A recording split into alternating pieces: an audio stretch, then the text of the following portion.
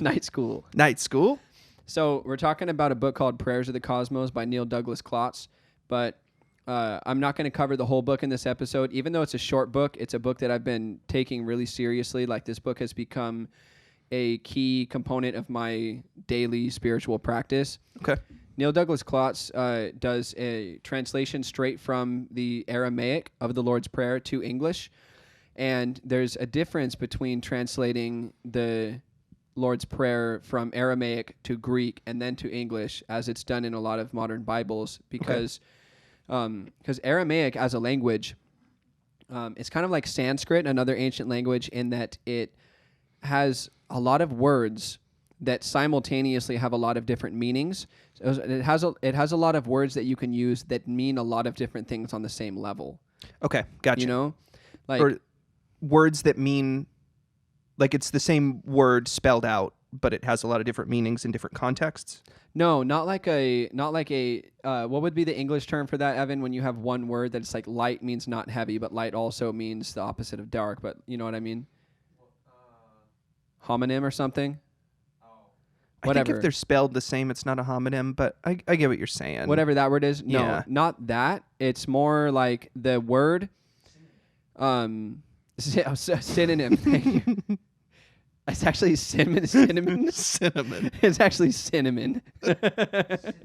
We're there now. We got it. This guy, dude. Clown. No, it's more like the word has a certain quality, and that quality could be represented simultaneously as 4 words in English. So, like, there's one Aramaic word, I don't remember what the word is, but it simultaneously means sound, and it means light, and it means name.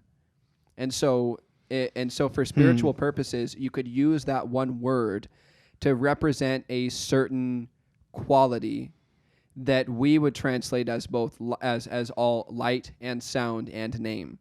And so prayer in Aramaic has the potential to be a lot deeper. Like, if you took, this is kind of hard to imagine, but imagine you took one word in English, and I don't mean word as in, I mean one word as in one concept that's referred to by the English language, and you broke it into 3 different concepts, and then you invented a new language that had a word for each of those sub-concepts, but didn't have a word for the concept that each of those was branched off of. Yeah, I get you. People would try to describe that original concept, and it'd just be like, light, sound, and name, that's just awkward. That doesn't get to the quality of this word. Right. There's no word in our language that has all the same spin on it that word does in their language. Right. Yeah. Exactly. It doesn't have all the same connotation, and it doesn't refer to the same. There's Aramaic words that refer to broad qualities, like and like another thing that's unique about Aramaic is there's a lot of words in Aramaic that don't refer to either an inner or outer context. So inner as in the inside of the human experience, and the outside is outer as in the outside of the human experience. So like kingdom of heaven, for example, being translated from Aramaic is awkward because the Aramaic was describing something that was both an inner experience and an outer experience. It was within you and among you. Okay. Even the word neighbor that's used by Jesus, the Aramaic word, didn't refer to something external. It referred to something that could be either or both external or internal. So saying being kind to your neighbor is simultaneously be kind to everything that's within and around you. Okay, sure. And so there's a lot that's lost because languages carry with them, they carry paradigms with them. Yeah. And so in Aramaic, there's the way that Neil Douglas-Klotz breaks down these layers of meaning in Aramaic phrases is an Aramaic phrase has literal meanings, then it has metaphorical meanings, and then it has universal or mystical meanings. And the Greek really focuses on the literal or metaphorical meanings, but really neglects the universal or mystical meanings. Okay. And that doesn't mean that the modern Bibles are... It means that they're limited in a way, but all language is limited in a way. So that's not an insult. Yeah. So you take a line like, give us this day our daily bread.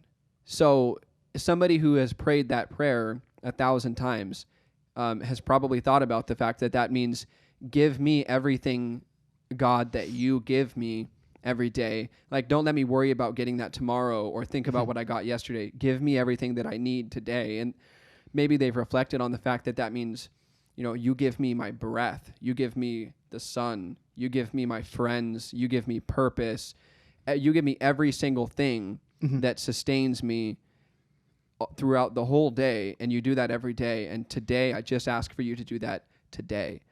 So you can still extract universal or mystical meaning from the translations that are from Aramaic to Greek to English. Sure. It just takes continued reflection. And but Neil Douglas-Klotz's interpretation, his translation, has really helped me visualize the Lord's Prayer. And that's something I really want to emphasize in this presentation, is that there's something really powerful about visualizing. And I think that people who want to get powerful spiritual experiences from prayer, who want to use prayer to transform their character, should incorporate visualization into their prayer, because that is the way that your mind changes and creates new ideas and thoughts and patterns. So I want to give a few examples of this visualization and how it facilitates change. And I want to start with a couple of dark examples, because I just feel that dark examples are potent. Sure. So when you're analyzing someone who's, counseling or helping or assessing someone who is reporting suicidal thoughts, there's a few questions that you ask. Have you thought about hurting yourself? Have you thought about killing yourself? Do you have a plan in mind as to how you would kill yourself? And then do you have the resources available to you to carry out that plan? Okay. So I learned that from a training with like a suicide text line, like a help text line. But I saw Peterson talking about that process, Jordan Peterson talking about that process, and pointing out that the reason you get concerned at the later steps, if they have a plan and they have the resources to carry out that plan, is that means they've begun to visualize it. Okay. They've begun to visualize themselves killing themselves. So it's moved from a concept to a pictured fantasy. And that's way closer to a realized experience, to a manifested reality. Yeah. Another dark example is, and actually, to get even darker on that one first, we had a friend, or have a friend, or however that works, Hayden Follett, who killed himself. And when the day that we had all talked to him and tried to help him and knew that he was suicidal and didn't ignore it, like really did try to help him. And the first time that we talked about it, we all had like a sit down Breakfast Club type of conversation at your apartment at the River Park Apartments. And he had told me that day, I've thought about killing myself for a long time, and there's this particular building that I have access to and that I want to jump off of. So he had already begun to fantasize and visualize himself killing himself.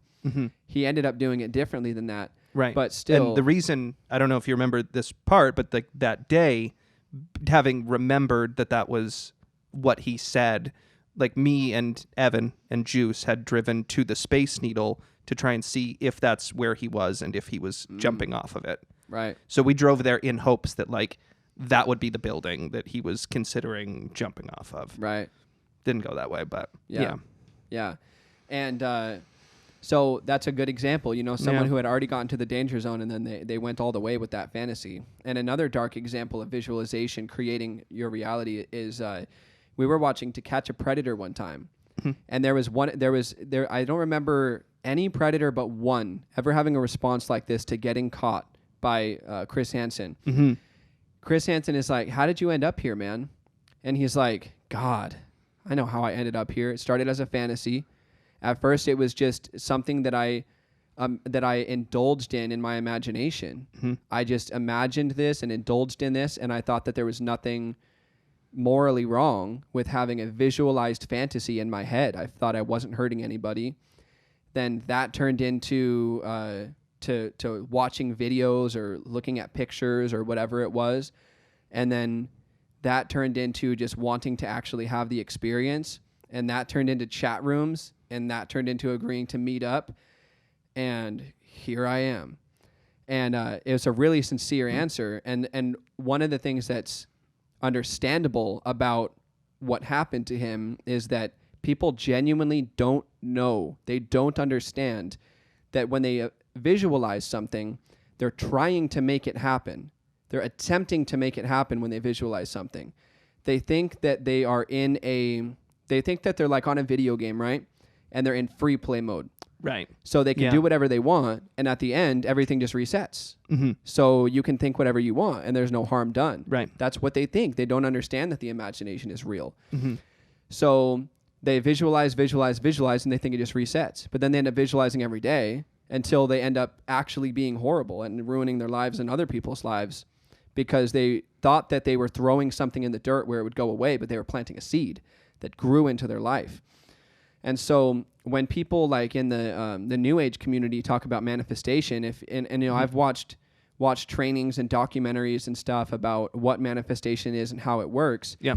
And they really, really emphasize go for one thing, try to manifest one thing, make sure that you're unified behind what you're manifesting, right? So you're not simultaneously trying to manifest a bunch of different things. You choose something and then visualize. They emphasize the hell out of that. Visualize. Mm-hmm. And my skepticism about the whole like Rhonda Byrne, The Secret, this is the secret to life, thoughts. Is that the person that wrote that? Yeah, Rhonda Byrne wrote The Secret. Gotcha. And then there was also a documentary about The Secret that was pretty popular. Okay. And it's interesting that a lot of people have seen it as a kind of, I've heard people say The Secret, like it is the secret to reality, that concepts turn into thoughts and thoughts turn into reality. That there's a lot more connections there, right?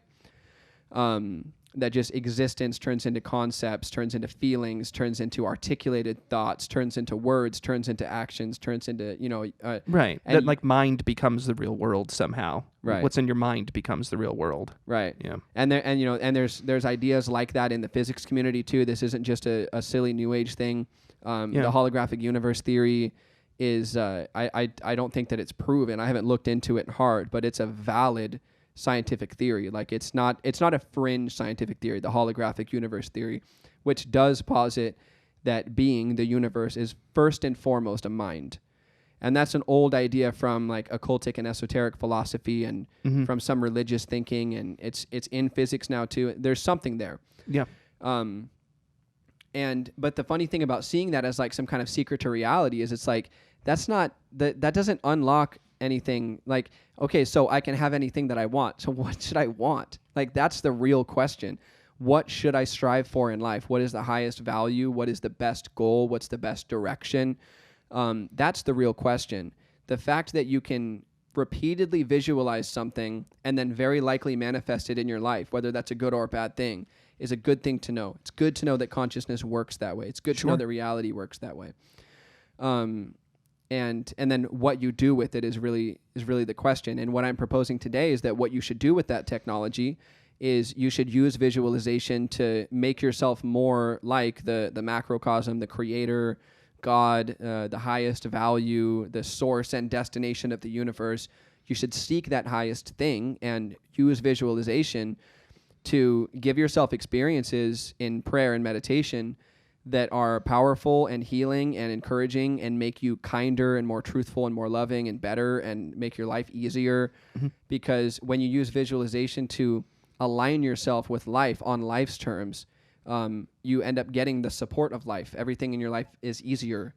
You have less anxiety and stress and questioning and existential dread, and you find things just work. Things just work better. Like you gain the support of nature when you submit to the natural laws. That it's like, are you going to let the natural laws beat you into submission, or just study them and understand them and work with them? Yeah. And that's one way to think about what prayer and meditation are for, aligning yourself with the way that things are and the way that things run. Right. And I'm trying, even though I believe that, this is about the Lord's Prayer, I'm a Christian, but I'm trying to put this in language that someone who stumbles into this and isn't Christian can still relate to. Right. Yeah, the Lord's Prayer is about the world, and the world concerns everybody. Right. Yeah, absolutely. Yeah. Because, it's just a good way to pray. Like, we'll get into that, into the contents of the Lord's Prayer, but it's interesting that you can't really you can't visualize God. You're not supposed to make physical statues or psychological statues of God. You're not supposed to picture something and then say, this is an accurate and complete picture of God.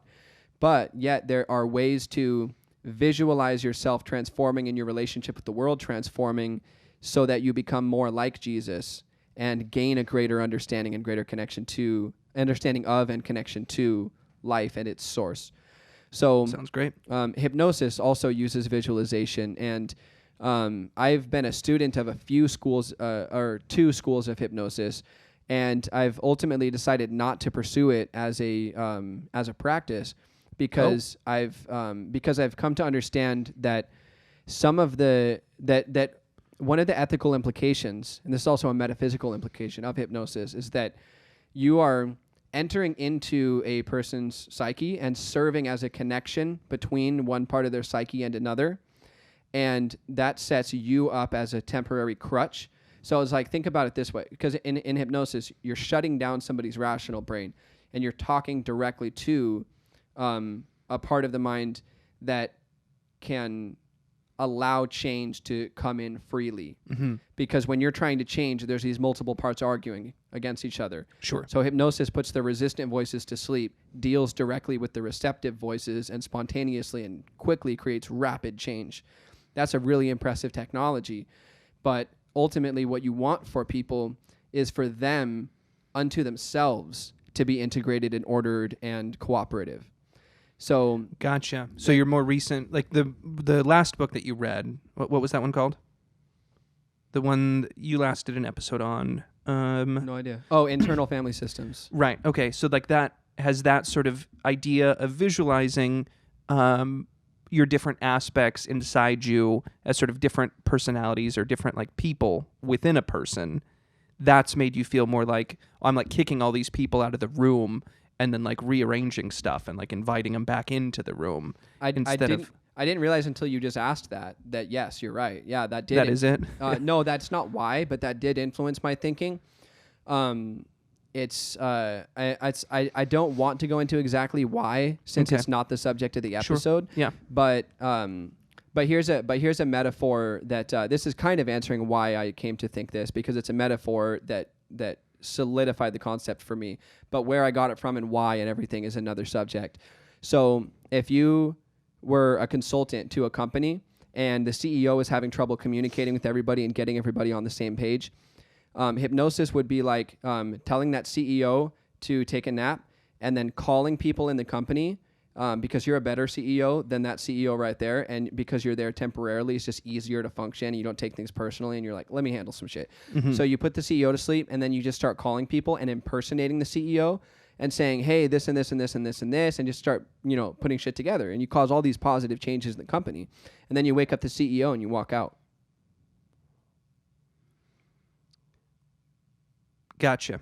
So because the CEO didn't develop into a better, more competent leader, more capable of creating integration and harmony in the company, mm-hmm. you haven't created long-term sustainable change.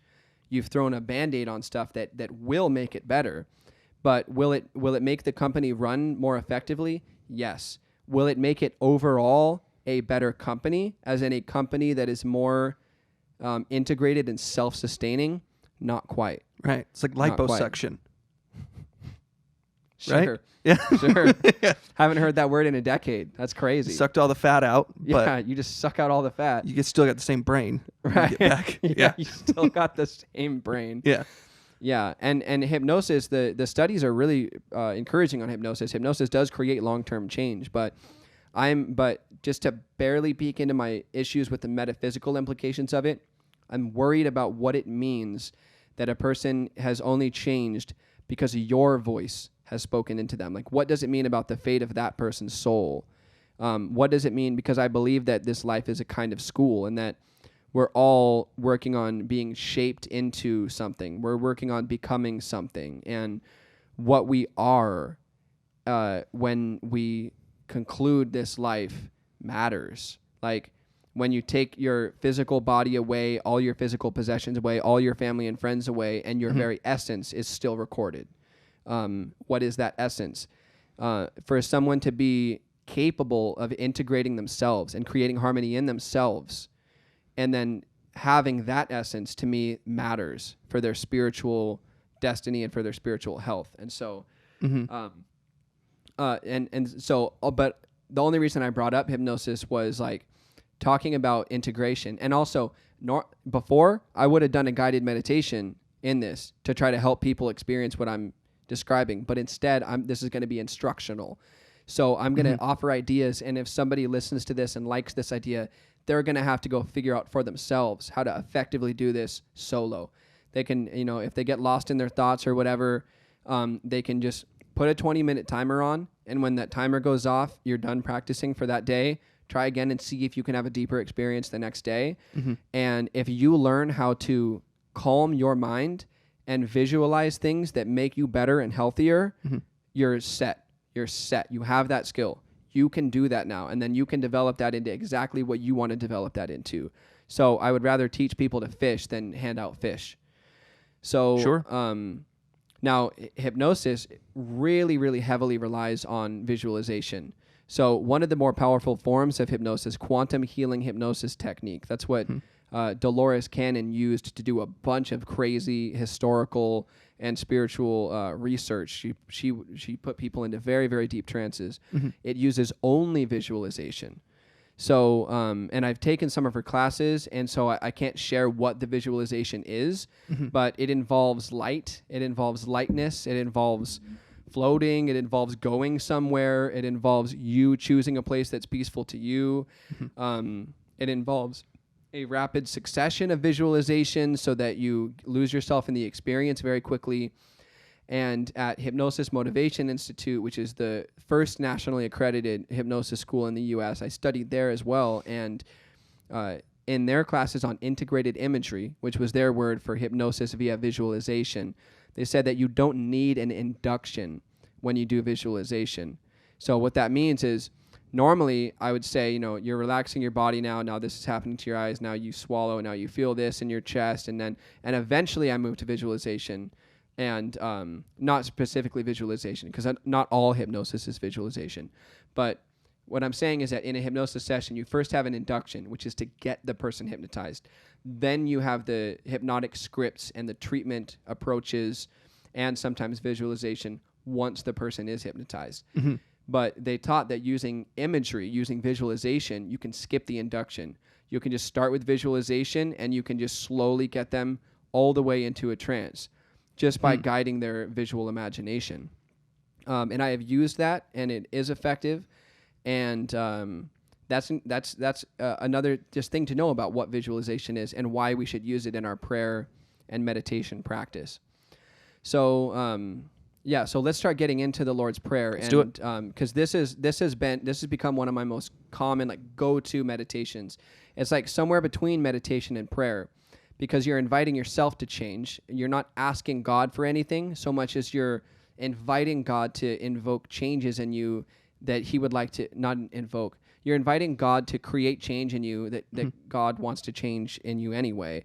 And you're inviting yourself and encouraging yourself to achieve better character. So let's just start. So the first two words, and this is the Aramaic Lord's Prayer. So these are the words that Jesus actually spoke. Abun debwashmaya. So how long is the Lord's Prayer? Do you want to just do it real quick? Yeah. So people have, because I'm not sure what exactly all is in it. Yeah. So in English, the standard translation, I think King James Version, Father who art in heaven, hallowed be thy name. Thy kingdom come, thy will be done on earth as it is in heaven. Give us this day our daily bread, and forgive us our debts as we forgive our debtors. Lead us away from evil or not into temptation. Lead us away from evil and away from temptation. Something like that. And to your glory be the kingdom and everything forever. Amen. Got it. Okay. And then it's classic. Yeah. And then Aramaic, Abun de Boashmaya, Netkadashmak, Tete Makuta, Newe Sebinake Kana de Boashmaya, Apaba Arha, Habunan Lakmadesum Kana Yamana, Waspoklan Habain Waktahin, Ekana Dafanan Spokana Lahayaben, Wela Tahlan Lenesuna, Ela Pasan Min Bisha, Mitol de Lakai Makuta Wahala, Wateshputa, La Alam, Amin, Amen. Bravo. That's cool. So when you read this book, and if you're at all curious about about Jesus, this is such a must read, because the Bible is a long narrative that spans across thousands of years, and there's a lot that you can do to deep dive into each section of it. So it's not to say the Bible doesn't have enough, the Bible doesn't have all knowledge. So if you want to master any little particular element of the Bible, you have to do other research to deep dive into that. It's not like when you go to theology school or divinity school, you just only read the Bible. There's a lot more deep dives you can do on it. Of course. And so this book does deep dives only on the Lord's Prayer and the Beatitudes, which is the beginning of the Sermon on the Mount. It says, blessed are the, blessed are the, blessed are the. Okay. Only those two sections is this whole book. And Abunda Bwashmaya is a whole page of translation. Netkadashmak is a whole page of translation. Wow. So you can, because there are multiple literal meanings to the words, multiple metaphorical meanings, and multiple mystical meanings. Right. And so Neil Douglas-Klotz's approach is, instead of trying to pick out what it really means or what's really relevant, I'm just going to give you every single thing that it means in a whole page. Yeah. But he also tries to put it in a prose that's pleasant and kind of poetic and feels scriptural. So it's structured in a certain way. It's like 2 lines in a space, 2 lines in a space. So anyway, so Abun de Washmaya, starting into what the Lord's Prayer says. So is the root word of God in a few languages. Allah is God in Aramaic. Allah is God in, Arabic. And so means something like totality. So that's also the root word of all. So is totality, among other things. Okay. I don't have all the meanings memorized, but so totality. And then bu means like birth, but at the same time it means breath. So the totality breathes and gives birth to. And then actually maybe it's that's breath, but one of those. Is vibration or sound or light. So just that first word is like the totality breathes and gives birth to all of sound, light, and vibration. And then Deboash Maya is like which permeates all of space and all of being. So Abun Deboash Maya, the totality breathes and gives birth to a vibration, a sound, a light that permeates all of being. So for those first 2 words, you can, by praying the Lord's Prayer, you don't have to memorize it in Aramaic to do the visualization. You can just write down, and I'm saying I'm not going to give you the whole script on how to do this prayer. I'm saying you buy the book, read the meanings, design your own visualization based on those meanings, and then do that visualization. That's what my instruction is. So the totality gives birth to and breathes a vibration, a light, a sound that permeates all of being. Imagine that happening. And as you imagine that happening, your imagination will become a more and more advanced version of what that could look like, because that's a very abstract thing to visualize. But it's a very healthy thing to try to visualize something that's so beautiful and mind-blowing it's too abstract to visualize. But to try, it's a good thing to do. So then Netkadash Shmak is about making space in yourself for God to be in God's role. So what I picture for Netkadash Shmak is my chest opening up and the light of God going into my chest. And this is all a continuous narrative as I'm visualizing it. So I picture the totality as giving birth to this breath, this vibration that permeates all of space in the form of a light that I empty my chest to make space for, and it fills me. So it's a continuing narrative as I'm doing this prayer. Okay. So that light is in my chest, and the reason I'm making space for that light is because it is the center of the whole universe. It's the guiding force of everything. And so it's in my chest because that's symbolic, that the heart is the guiding force.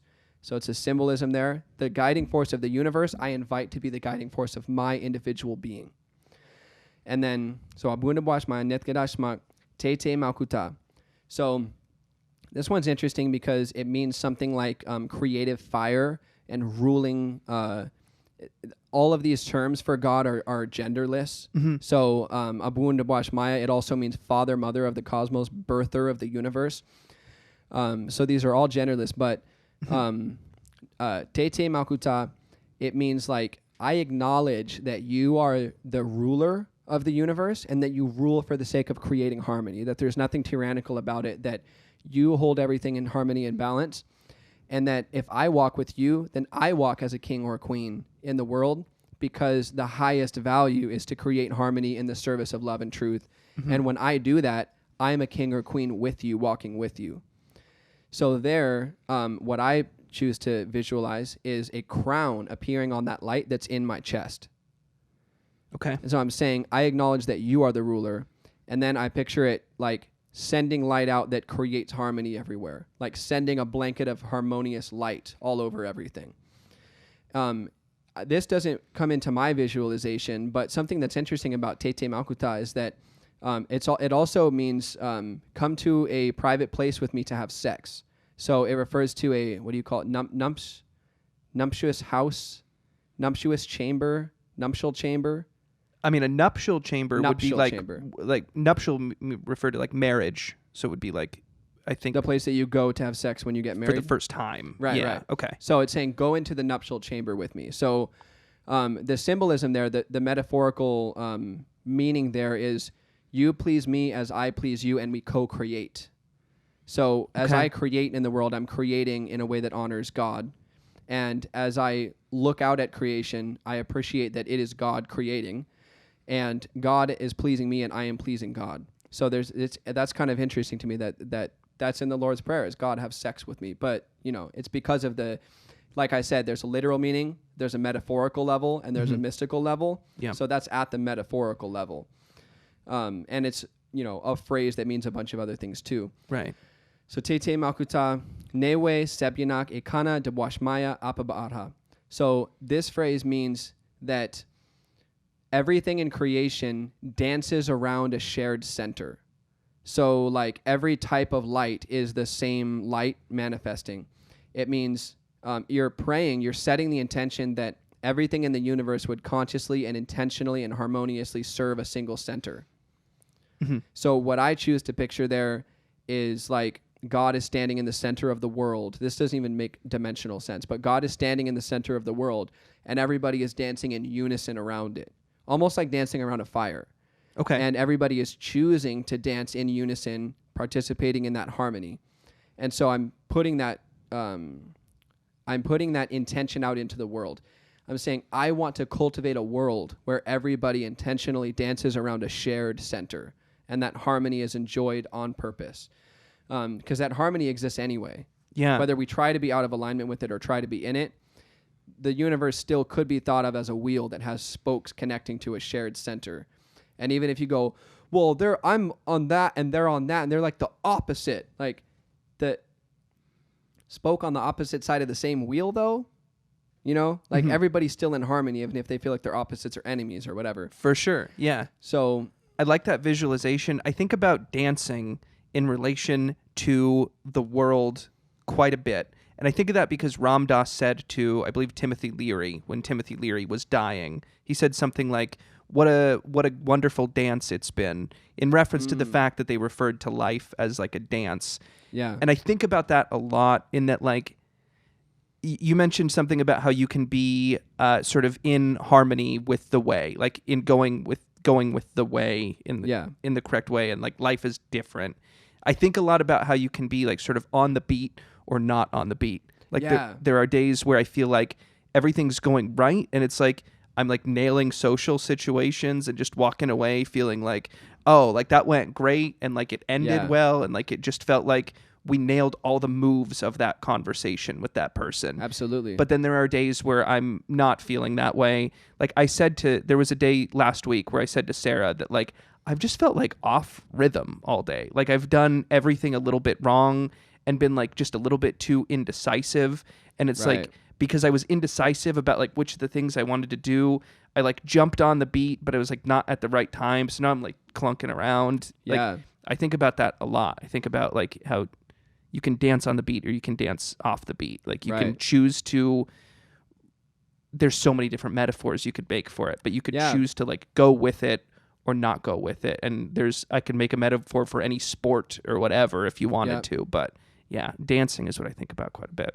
So for you could picture for this section, one of the metaphors that Neil Douglas-Klotz uses in his translation is tune me to the primordial sound.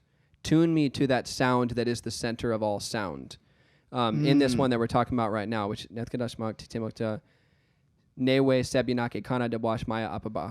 that's the phrase we're doing right now, and that is one of the metaphors he uses. Tune my heart to your sound. And so that's clearly a metaphor for what you're talking about. Right. But you've got to, this is why I'm telling everybody that if this is what you want to do, to buy this book and then design your own visualization for it. Because for you, one thing that you could do is picture that you're going about your day. So you watch yourself leave your house and go to work, do everything, come back home, interact with friends. You watch yourself do everything, and you picture like a DDR game the whole time. Right. And there's a certain boom, boom, boom, boom, and the screen is just going, excellent, excellent, right For on, sure. perfect, streak. And you just watch yourself do that through your whole day. Right. If you visualize that every morning, you will be more likely to feel on beat. Right. And that's funny you say that, because like I didn't even think about DDR in relation to this sort of dancing metaphor, but Right. the vast majority of the dancing that I've done in my life Yeah. has been DDR. Yeah, you went through a DDR phase, like that it was really healthy and awesome. Like you played it every morning. Yeah, I was playing before tons school, of it. and just like super like cardiovascularly healthy and happy. It's really like, good. DDR is It's a awesome. great game. Yeah, it's an awesome game. Yeah. And just like when you do dream interpretation for people or help people break down their dreams, they end up telling you things that they don't realize came from their daily experience. You know, the metaphors that we use come from our daily experience. So it's like Sure. DDR could have influenced you to use that metaphor right there. Didn't even think about it. Didn't think about the fact that like I've played a rhythm game and I'm talking about like being on the rhythm. I just Right. wasn't thinking about it that way. Yeah. Right. Cool. So, Newe Sebinaki Kana de Wasmaya Ababahara. Habulan Lakma de Sumkanan Yaumana. This one is give us this day our daily bread. But some of the metaphors that Neil Douglas-Klotz extracts from this line are like, give me, I actually kind of already did this earlier. Give me the purpose that I need to give me enough meaning and purpose in my day for me to have something to strive for so that I can enjoy my day and feel a sense of meaning and responsibility. But also like, one of my pieces of advice about what to visualize is try to visualize everyday things that you take for granted being given to you by God as a gift today. So like, beat my heart today, breathe through my lungs today, put my feet in front of each other and teach me how to walk today, allow my vocal cords to function today so that I can speak, like make my car start, like just give me all of the normal things, because you don't want to make a habit of prayer being asking for things that you would like to add to your life. You don't want to pray for additions. Right. You want to pray for the things that you already have, because wanting what you have is humility and wanting what you don't have is lust. And so that's why the literal or metaphorical, I would say metaphorical level brought out in the King James Version, give us this day our daily bread, is good, because bread is a symbol of regular, normal food. Mm-hmm. It's a symbol for that. So what's the bread in your life? Like, please let the blood flow through my veins today. All of the basic things. And it's saying, but it's also like Jesus had this other teaching in the Sermon on the Mount where he says, don't worry about what you're going to do tomorrow, what you're going to wear, what you're going to eat. Do the birds worry about that? And how much more complex and incredible are you than a bird? So just imagine how prepared life is to provide you with what you need tomorrow. So please don't worry about that. Yeah. Focus on today and just getting through today. That's in the 12 steps too, just for today. So that's a part of this. Habulan lakmade sunkanan yaumana. Give me what I need for today. And please help me to just focus on getting through this day, being grateful for what I'm provided today and not worrying about what I might have or might not have tomorrow. Mm-hmm. So that's that one. Washboklan haubain wakdahain. This is my personal favorite part of the Lord's Prayer. Washboklan haubain wakdahain. It's the most impressive part to say, I think. Yeah, so I'm probably saying it wrong. Washboklan haubain wakdahain. Ekana da finanj pokana lahayabain. This is a really like cohesive train of thought, these two lines. Okay. So this is the part that in the King James Version says, forgive us our debts as we forgive our debtors.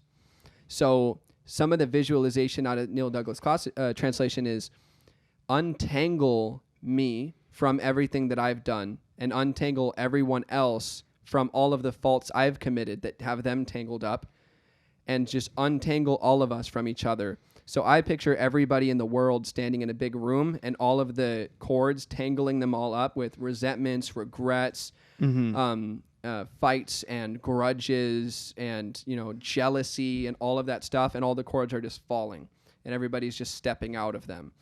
And one of the parts of it that's so pretty, I always use this one too for visualization, is scrub the resentments off of my heart, clean them off of my heart. So picture that your heart has negative things about people written on them, reasons to be resentful towards people written on it, and wash them off and help it go back to that light that you prayed for at the second line. Yeah. The light in your heart. Well, other people will use different visualization for that, but and then what's another? Actually, I feel like there might be a part of this that I'm really interested in that I'm missing, so let me go.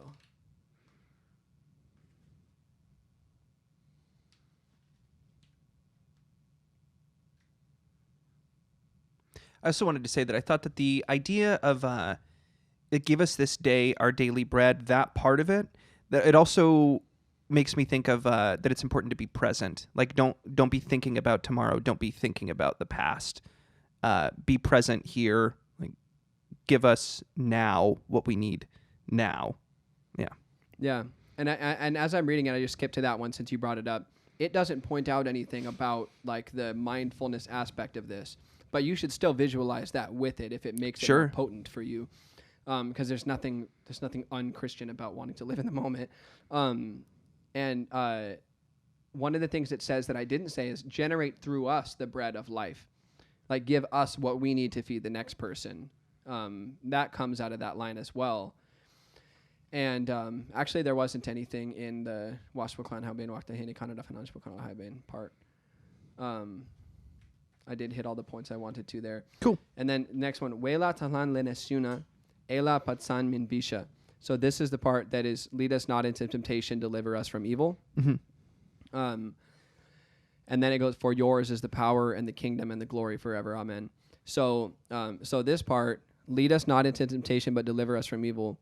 It's what I visualize, and this is inspired by his translation, is don't allow me to fall for the things in the world that are bullshit. And I'm using the term bullshit from inspired by John Vervaeke's definition of it. He has a series on Spotify called Awakening from the Meaning Crisis. Really, really good 50 episode series. Jeez. on it's like, and each one is an hour. And he is a neuroscientist and Buddhist philosopher and Tai Chi practitioner, and he's really well read historically and philosophically. And he breaks down like all of the major chapters of history in Western philosophy, and then all of the major ideas that emerged out of different religious traditions and how they contributed to human development.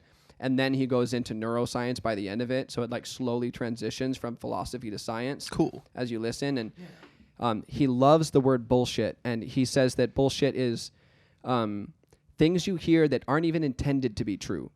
So like if every single beer commercial is bullshit. They're not lies. They're bullshit because we have a social contract that beer commercials aren't going to be realistic.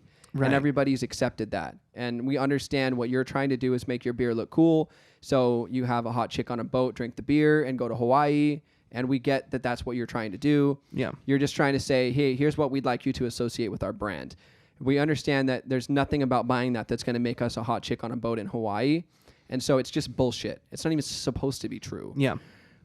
If you asked me what I was doing yesterday and I told you something that was not what I was doing yesterday, that's a lie. But if I questioned why you wanted to know what I was doing yesterday, even if you have a valid reason to ask, and then it pointed out, like, why does it even matter? Because I just don't want to tell you. Like, why does it even matter if, like, you know what I did? Like, I dance around it. This is what, like, men are, I think, a little less susceptible to this than women. Like, women can be kind of dodgy. You know what I mean? Like, women can sometimes bullshit, as in, like, why does it even matter? Whereas men, it's like, if we're going to lie, it's like, all right, I'm just going to boldface lie. You know, it's like, or I'm going to or Yeah. tell the truth. Probably or related bullshit. to just like comfort with conflict. Yeah. Yeah. Well, there's also, this is something that Jordan Peterson points out, is that every conversation has some level of implied possibility for physical violence. And so since... If it's in person, at least, yeah. Yeah. If it's in person, the threat is even more immediate. And so... Oh, that's a great point. Yeah, there is always the implication because I Yeah. could go find you. Yeah, but it's right. way more immediate. And women are more accustomed to trying to avoid physical combat. And so bullshitting is a great way because it's not directly lying. It's just like, why does it even matter? It's just like, it's a way of diffusing. So anyway, that's what I mean by bullshit. So I feel like, can I say one thing? Because please. you've explained bullshit to me different before, and it was a way that made more sense to me and made me go like, oh, when you said please, it before. yeah.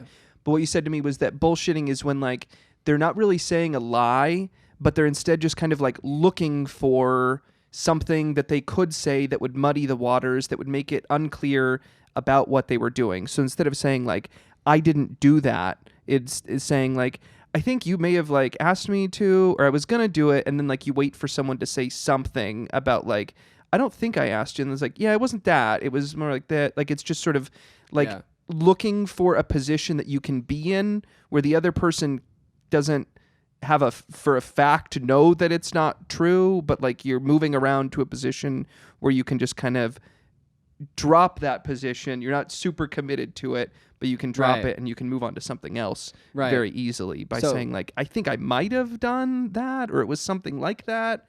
And then you can shift from there. Like it's sort of dodgy, like making it up as you go, making up the story kind of as you go based on the input you're getting from the people around you. Yeah, reading as you go and shifting. Right. So one of the things I hear you saying is bullshit is about only holding any given position during a conversation halfway so that you can abandon it if needed. Mm-hmm. And another thing I hear you saying is that bullshit is saying just enough and then pausing that the other person is going to have to say something. And if you're in dialogue with an agreeable person, they will probably give you slack during that pregnant pause. Right. Rather than push further. Exactly. So yeah, those are examples of bullshit. And so one of the things that I do for visualization for this section, Ela patsan min bisha. No, sorry. Wela tanlan lenesuna. Ela patsan min bisha. This is don't lead us into temptation, deliver us from evil. It's help me detect bullshit. And by bullshit, I mean, don't allow me today, please. I'm speaking to my innermost conscience. Please don't allow me today to become attracted to goals that are meaningless. Please don't allow me today to listen to words that have nothing to do with me and take them into deep consideration if I don't need to and they're just distracting. Yeah. Please allow me to set objectives and intentions that are meaningful and good and that serve me, my family, and the world. And it also says, please don't allow me to buy my own lies today. That's another part of this line. Right. Please don't allow me to buy any lies today that come from me or anyone else. And just please try to keep my perception accurate, sharp, insightful, and truthful today so that I can just stay grounded in the real reality. Mm-hmm. So that's what that part is about. Let me see if I missed a point there that I like. Oh, yeah, like don't let us enter into forgetfulness of what is meaningful, and don't let me internally vacillate. Like allow me to be relatively single-minded and have an objective and stick to it. Mm-hmm. Have good character and stick to it. Don't allow me to just like flip-flop and be like, oh, yeah, I said I was going to do that healthy thing this morning, but like there's also this little, just please don't let me do all that bullshit. Just keep me on a just straight, good, true, normal path. And then the last two little phrases, Metal delakai malkuta wahaila wateshputa la alam amin amen. This is celebratory. So this is like, and you, that great essence, the great cosmic entity that I'm speaking to, thank God you're in charge. Thank God there's somebody responsible running this show. Thank you for the fact that you're continually renewing everything. All the cells in my body are regenerating right now. The seasons are attempting to take care of nature right now. Trees are growing currently as we speak. You're currently renewing and regenerating everything in existence, and you're moving it in a positive direction, no matter how bad we try to screw that up. And thank God that someone with some sense is running this universe. So it's celebratory, and the amen at the end, it's a confirmation. It's like, yes, like straight up, like it's just a confirmation at the end. And the King James version of this is this ending bit? And deliver us from and debts as we forgive our debtors. Deliver us from evil. Lead us not into temptation, but deliver us from evil. To you, yours be. It's the kingdom, the power, and the glory are yours forever. Amen. Got it. It's okay. worded a little differently, but the Gotcha. power, the kingdom, and the glory are yours forever. Amen. Mm-hmm. So, so that's the whole Lord's Prayer. So just to review my visualization.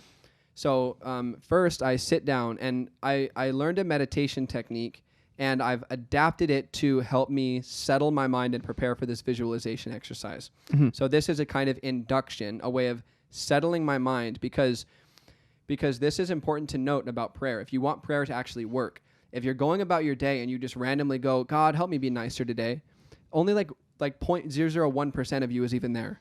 It's just like, right. It's a random little part of you throughout the day that's just randomly saying, I'd like to be a better person.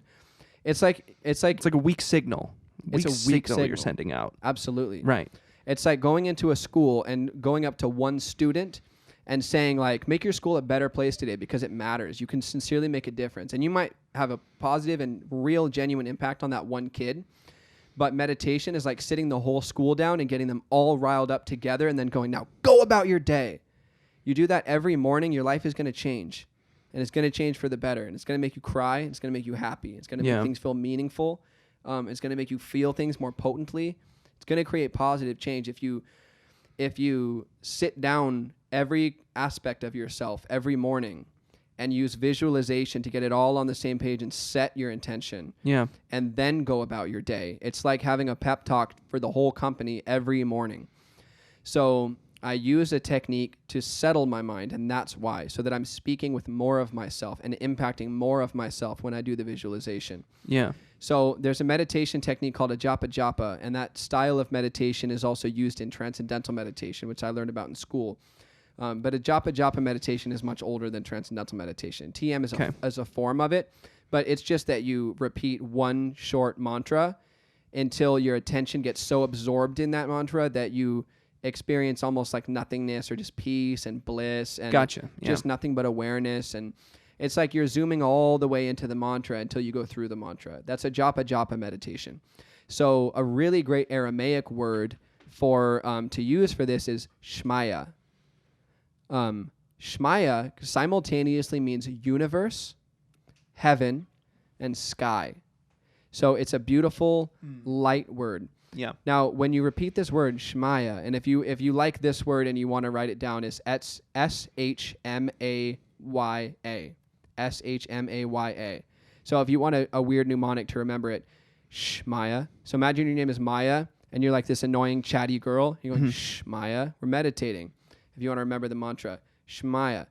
So it means universe, heaven, and sky. But don't try to picture the universe and heaven and sky when you're doing the mantra. Pay attention to the quality of the word. Because there's a difference in quality when I say love, grace, fucking die. There's a difference in quality of those words. Mm-hmm. And you can feel the difference in the quality of the words. And I think if a person speaking a foreign language swears at you, you might have some idea, you know? Yeah. Maybe that's just tone and body language. Maybe that's a faulty example. But it is believed in all mystical traditions, yoga, Gnostic Christianity, Kabbalah, which is mystical Judaism, Sufism, which is mystical Islam, that words contain quality.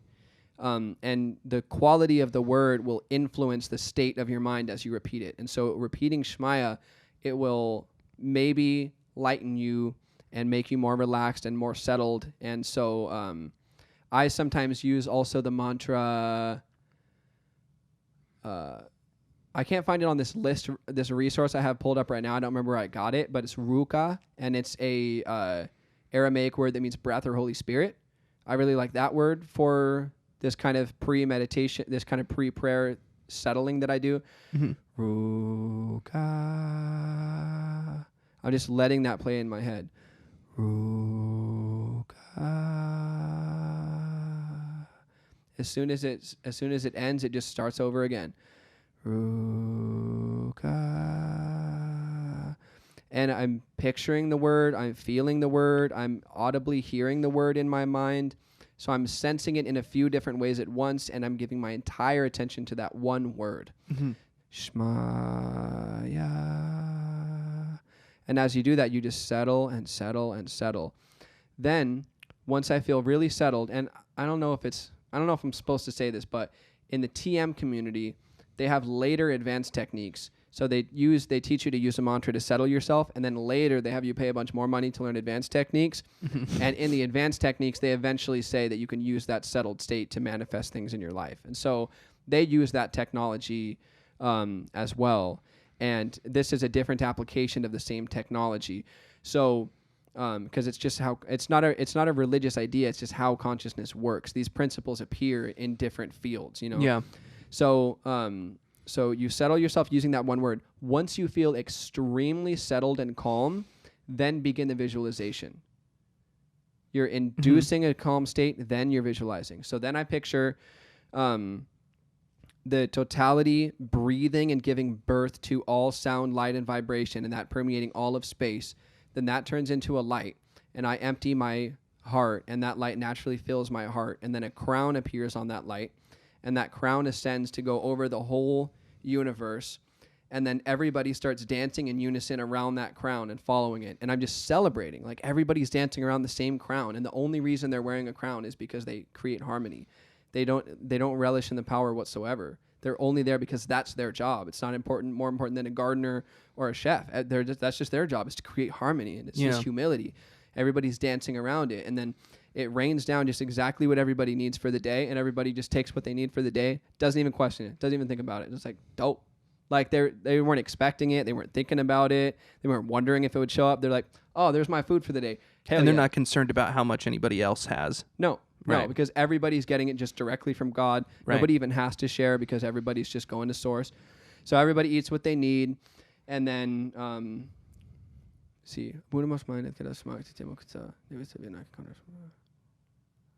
oh yeah, perfect. And then everybody looks around at each other and starts like settling down all the cords that tangle them up, all the resentments, all the grudges, all the bullshit.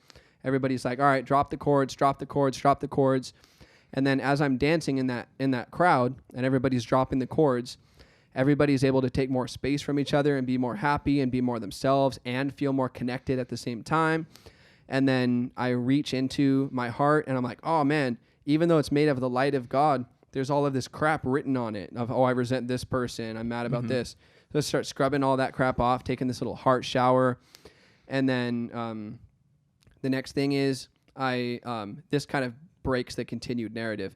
But I imagine being confronted with something that's not meaningful, that's not true, that wouldn't sustain me, that's not purposeful, that doesn't have anything to do with why I'm living this life and what makes everything worthwhile. And I'm just like, no, thank you. Just friendly, like, I'm good. And then a lie appears in me and I'm like, whoops. And I just throw it out. And so I'm just kind of shaking all of the nonsense off. And then, I think that's it. And then the end is just celebrating. And then sometimes this is where I get emotional. It's at the end when I'm just celebrating. I'm like, thank God this universe has structure, order, natural law, that we all know that we're striving in a certain direction, even if we can't articulate what it is and we think we disagree and all of that crap. There's a direction to life. There's an order to life.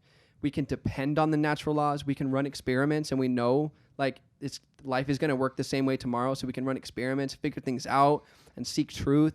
Thank God for natural law. Thank God for structure and order. Someone responsible running the show, and I'm just celebrating. And that's the end of the prayer. And then I will usually go back to that single word mantra, the Ruka or Shmaya, for a little while. And then this is important too for meditation or for hypnosis or anything like that. This is a form of self-hypnosis. Like, you could also name the technology that. This is also a form of shamanic journeying to the third world. You could call the technology that. Yeah. Or the upper world also. They use that language too. So at the end of it, it's important to wake yourself all the way up, because you've intentionally put yourself into a state that's trance-like so that your visualization can affect you as much as possible. So you want to wake yourself all the way up. My favorite way to do that is to very slowly open my eyes over the course of about a minute.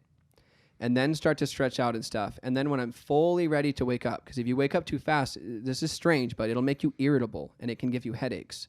If you put yourself into a trance state like that, deep in prayer, deep in meditation, and then bring yourself out really quick, it can just be jarring. It's like, God, I just came from this heavenly imagined reality that I'm trying to cultivate in myself to this ugly ass bedroom, and there's laundry all over my bed. It's just jarring. Right. And you've said before, like, that you want to, that like in experiences where you are sort of disassociating from your ego, from your personality, and you sort of take those things away from you over time, and then over time you kind of put them back on, but maybe a little bit better than you had them on before. Right. So it's like that, but you're coming back and just like, you just threw all the clothes on, like nothing's even on, right? Yeah, something's on inside out. Like if your car is so trashed, you know some of the stuff should stay in your car. Like you want to have your tools and something in your trunk. You just pull everything out of your car and you just throw it all in the driveway. It's like, I just got to start like this. This is what I got to do. Right. And then you slowly introduce what needs to go back into your car, and you can throw away what needs to be thrown away, recycle what needs to be recycled, donate what needs to be donated, and move into the house what needs to be moved into the house. Meditating and then going straight back is like throwing everything in your driveway and then throwing it back in the car. It's you want to just reintroduce yourself to your daily waking state of consciousness. It's a different way of experiencing. What you experience in your inner world is real. And if you don't think it's real, then you at least have to admit that it's something waiting or trying to become real. And what you experience in your daily life like this is real, but they're different states. They're different states of consciousness. And so the transition period should be gentle. So I take a minute. I open my eyes as slowly as I can. I make a little game of it. So I'm still opening them, but I'm opening them as slowly as I possibly can. And I can do it so that it takes about 45 seconds maybe. I'm like, okay, they're still going up. And then I slowly start just allowing myself to see everything that's in the room. I just look around, and then I start moving my body just a little bit. And then when I'm like ready to, I'm like, okay, this is my room. I'm cool. I'm back. But I'm still just a little bit foggy. Clap my hands hard, like 5 times. And then I rub them together super fast for just a few seconds. And then I pretend I'm splashing cold water on my face, and I have my eyes really wide. So I just like that. So it's like I'm generating energy with my hands and then just splashing it onto my face, and I rub it on my head, and then I feel really clear. I feel happy and light and released from the integrated imagery or prayer or meditation or self-hypnosis or meditation or shamanic journey or yoga nidra or whatever the fuck you want to call it. Right. Refreshed. It's a universal technology, man. Let's use it. I feel refreshed, happy, clear, and way more awake than when I started. And that's my whole presentation. So in conclusion, what I recommend if you'd like to have really powerful Jesus-centered prayer, even if you're not a Christian, but you just heard that prayer and you're like, that makes sense. That doesn't mean that you accept a bunch of theologies and ideologies and a bunch of assumptions about what the Bible is and all of that stuff. It doesn't mean that at all. Or political opinions. Because if you tell the average Christian that you study the Prayers of the Cosmos, Meditations on the Aramaic Words of Jesus by Neil Douglas-Klotz, who, by the way, is a Muslim, they are going to shun you anyway. So you're not joining any club by doing this. Yeah, this is devil's tricks. This is the devil's tricks. Look at the cover. He's African American. That's a devil's What's going on here? Yeah. So, you're not joining any religious club by doing that. And if you're Christian, then ignore everything that I just said, all that shit talking. And this is a deep dive on... and this is not to say that the King James Version or any modern translation is bad. Right. It's to say that it's limited. Right. Because the Bible doesn't have all the knowledge in the world. It just has it has the necessities. It has the grand narrative. And this is a deep dive on one of the most important parts. Yeah. And the fact that Neil Douglas-Klotz is a Sufist, a mystical practitioner of the Islamic tradition, is really useful because he is so well read in Arabic, and Arabic is so related to Aramaic that he's a great academic to translate the words. And he has put so much time into, I'm going to lose some Christians here, he's put so much time into trying to experience the divine that he has more of a firsthand understanding of what spiritual experience is. And that allows him to translate better on the universal or mystical level, the third level of meaning for Aramaic. So that's my recommendation. Repeat one word until your mind is settled, and then visualize what you remember from the prayer in its full translated version here, and do it in your own way, not in whatever way I described. And if you memorize the words, I think that's a plus because there's a quality to them. And this is the first thing I did when I became a Christian was memorize this guy's. So I've had that memorized for years, but just now over the past couple months, I learned what it all means, and it's great. Awesome. Yeah. I think that was very interesting. I think the Lord's Prayer is great, and that's a really interesting translation of it. It's just, of course, impossible for anybody to translate something perfectly, or even if they did translate it in their opinion perfectly, they're looking at it from a perspective that is limited, because every perspective is limited, or else it wouldn't be a perspective. So yeah, I thought that was really fascinating. Yeah. Yeah. Sweet. Well, an hour, and I want people to click on it, so let's end. Night school. Night school.